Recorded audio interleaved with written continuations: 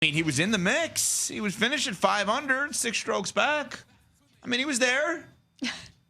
He played well. He played well. He played well. Jason Day played well. Also, a reminder for next year to myself and for everyone out there. Final day of the NBA regular season, betting overs for individual players would be a lot of fun. The amount of random guys that scored a ton of points yesterday that half of our audience probably has never heard of because nobody plays. I saw a stat where there was over $2 billion worth of player contracts sitting out yesterday. Oh, wow. So you have the randoms. You have Jaime Jaquez for the Heat scoring 41. Pat Connaughton scored 43 for the Bucks yesterday. Imani Bates, our guy Rob Lorenzo's buddy, scored 20 plus, 30 plus for the Cavs. He balled. We need to make sure on the Friday before the final day of the regular season next year, we do random ESPN bet individual overs with guys we've never heard of. Fine. I'm dead serious. Go look at the box scores from yesterday. So as the Masters is going on, you got that on one screen, and you got on ABC and the ESPN app, watch ESPN, the Warriors and the Clippers. An overtime win for the Clippers that puts them now in a 4-5 matchup against the Denver Nuggets. And Kawhi was amazing in that game. James Harden played defense a couple times in that game, which I was stunned by. And then Golden State loses. Jimmy Butler's banged up. Steph was amazing late. Warriors playing. Any concern, ladies and gentlemen, for this now? They're in the play-in. 7-8 against the Grizzlies.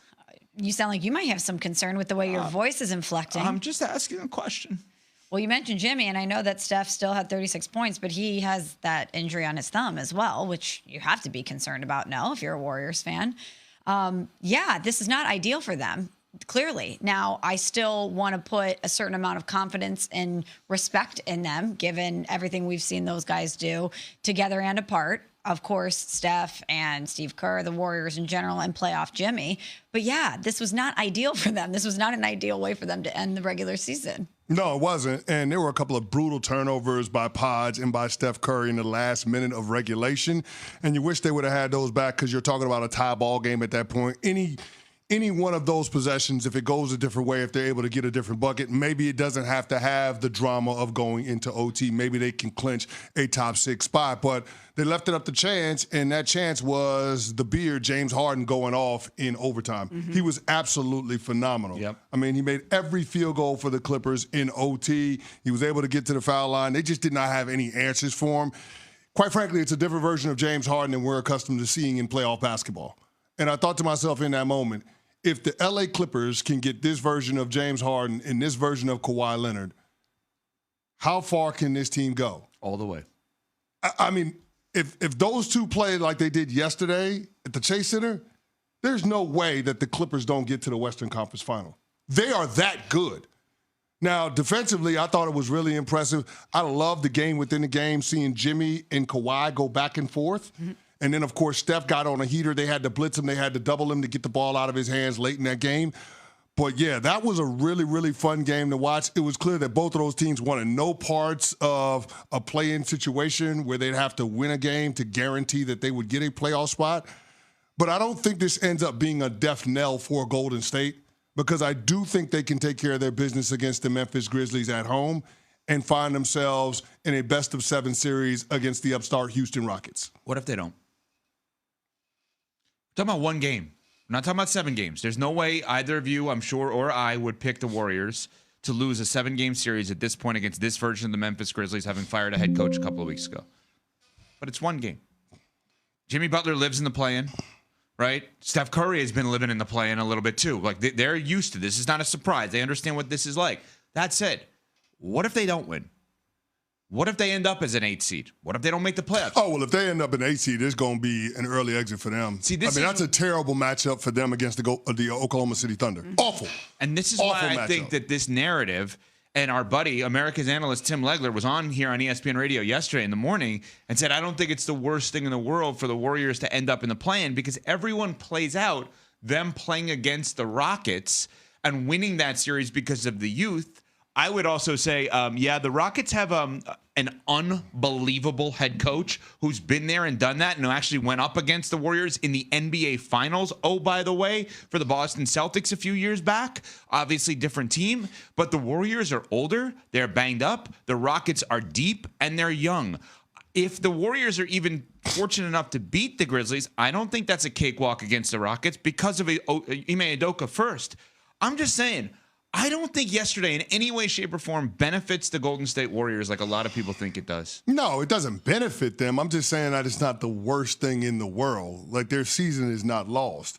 You would obviously want to be where the Clippers are at. That's why the game was so closely contested. That's why they went into overtime. Mm-hmm. But I don't think it's the death knell of their season, meaning it being impossible for them to find themselves in a matchup against the Houston Rockets and get on the winning side of that and advance to the second round. I don't think that's impossible. But given where they're at, they got 2 games at home to win one.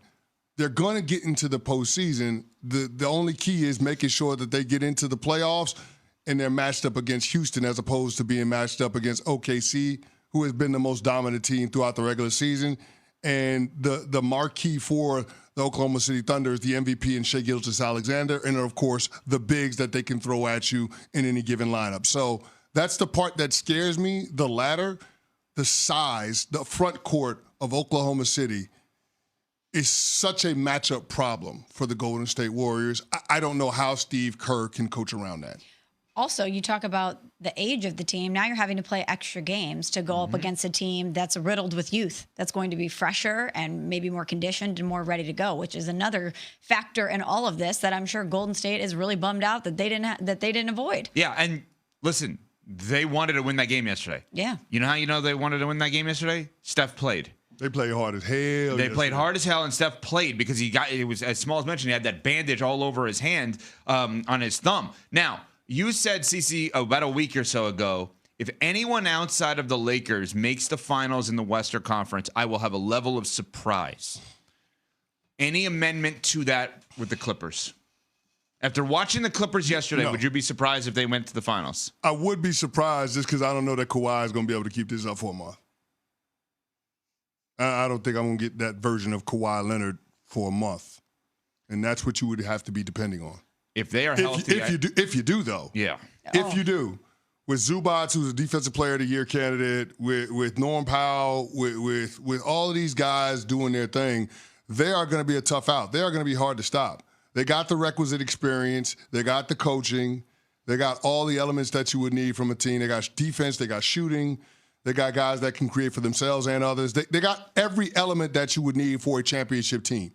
The only question is whether or not you're going to be able to keep Kawhi Leonard healthy on the floor the entirety of the playoffs.